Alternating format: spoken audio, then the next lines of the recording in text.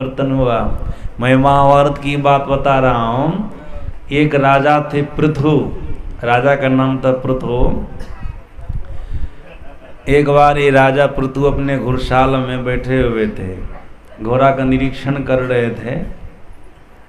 उसी समय जंगल में रहने वाले एक महात्मा उनके पास पहुंच गए। राजा पृथु के पास। राजा पृथु को बोले, राजन भिक्षाम देहि। राजा को बड़ा गुस्सा उठा।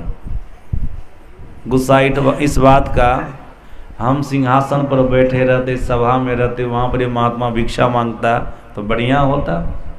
लेकिन अभी घुड़साल में घोड़ा का निरीक्षण कर रहे हैं, यहाँ पर मांग दिया है भिक्षा, यहाँ पर मांग दिया है भिक्षा, यहाँ पर इनको नहीं मांगना चाहिए। गुस्सा में आ करके घोड़ा जो लीद किया था ना, वही लीदे उठा करके महात्मा के भिक्षा पात्र में दे लिया। महात्मा जी जंगल चले गए अपनी कुटिया पर। कुटिया के बगल में घोड़े की लीद को रख दिए। उस दिन ऐसे रह गए। सोचे परमात्मा ने हमको आज घोड़े की लीद दिया, लेकिन ये तो खाने की चीज़ नहीं है जो हम खाएंगे। कुटिया के बगल में रख दिया और दूसरे दिन से फिर भिक्षा मांगना प्रारंभ कर दिया। कुछ समय बीता तो वही राजा उसी जंगल में फिर शिकार खेलने के लिए गया। राजा देखता है महात्मा की कुटिया के प्रांगण में घोड़ा एक भी नहीं है, लेकिन घोड़े की लीद का बहुत बड़ा पहाड़ है।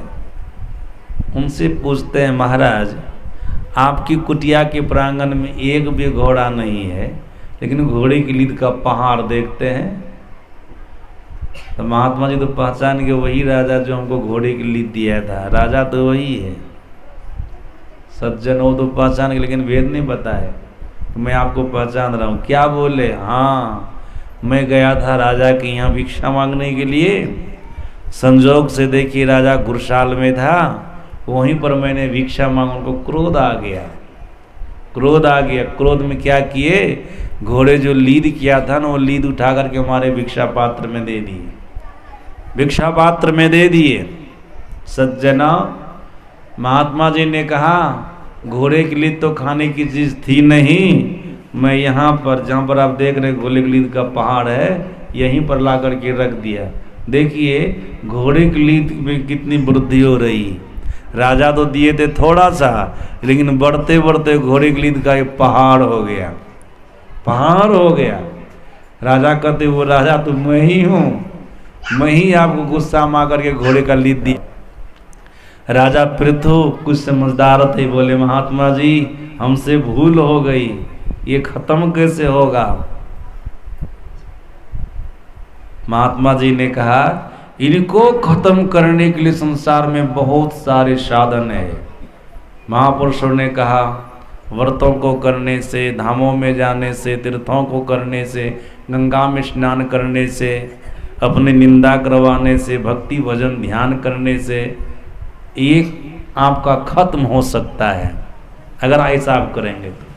सज्जनों, राजा मन में विचार किया, मैं अपनी निंदा करवाऊंगा, निंदा करवा करके इसको समाप्त करूंगा, इस घोड़े की लीद का पहाड़ को नष्ट करूंगा। महात्मा जी ने कहा, निंदा करवाने से भी ऐसा एक चयन किया, इतनी चीज़ों को सुनाने में, इतनी चीज़ों को सुनाने में एक चीज़ का चयन किया, मैं अपनी निंदा करवा करके घोड़े की लीद का पहाड़ खत्म करूंगा, इस पहाड़ को खत्म करूंगा। सज्जनों, राजभवन में आ गए, एक शराब की खाली बोतल ले लिए, उसमें शरबत घोल लिए और चौराहा पर सवेरे जाकर के बैठ गए। बस बीच बीच में देते थे, सुबह से लेकर के शाम तक। लोगों के मन में, प्रजाओं के मन में, समाज के लोगों के मन में होने लगा, राजा कितने धार्मिक विचार के थे, बढ़िया विचार के थे, शराब वगैरह तो कभी पीते नहीं थे। आजकल देखते चौराहा पर बैठ जाता है, सुबह से शाम तक दारू पीता रहता है। जब उसमें दारू नहीं रहता था, वो शराब की खाली बोतल, उसमें शरबत रहता था, उसको पीते थे। सज्जनों, राज के लोग, समाज के लोग जब देखे, उनकी निंदा करने लग गए। कुछ समय बीता, कुछ दिन बीता, तब राजा फिर उसी जंगल में गए महात्मा की कुटिया के पास। देखते आज घोड़े की लीद का पहाड़ नहीं है, लेकिन थोड़ी सी घोड़े की लीद है, थोड़ी सी है घोड़े की लीद। सज्जना महात्मा को पूछते हैं, आज तो घोड़े की लीद का पहाड़ नहीं है, लेकिन थोड़ी सी घोड़े की लीद है, घोड़े की लीद है। तो महात्मा जी ने कहा, घोड़े की लीद जो थोड़ी सी आप दिए थे, उससे जो बढ़ा था सूद ब्याज जो बढ़ा हुआ था, वो तो निंदा करवाने से घट गया, लेकिन आपने जो निजी दिया था ना चितना उठा करके, वो रह गया, ये खत्म नहीं होगा। का इसको क्या करना पड़ेगा? का इसको तो खाना ही पड़ेगा ना। जब तक इसको खाइएगा नहीं तब तक ये समाप्त होने वाला नहीं है, इसको खाना होगा। तो राजा ने कहा, घोड़े के लिए तो ऐसे उठा करके मुंह में खाने में नहीं बनेगा, कोई जुक्ति है इसको खाने के लिए? महात्मा ने कहा, हाँ जुक्ति बता देता हूँ, लेकिन खाना पड़ेगा। का इसको गोईठा बना लो, सुखा लो, आग में जला दो, राख जब हो जाएगा ना तो पानी में घोर करके पी जाना।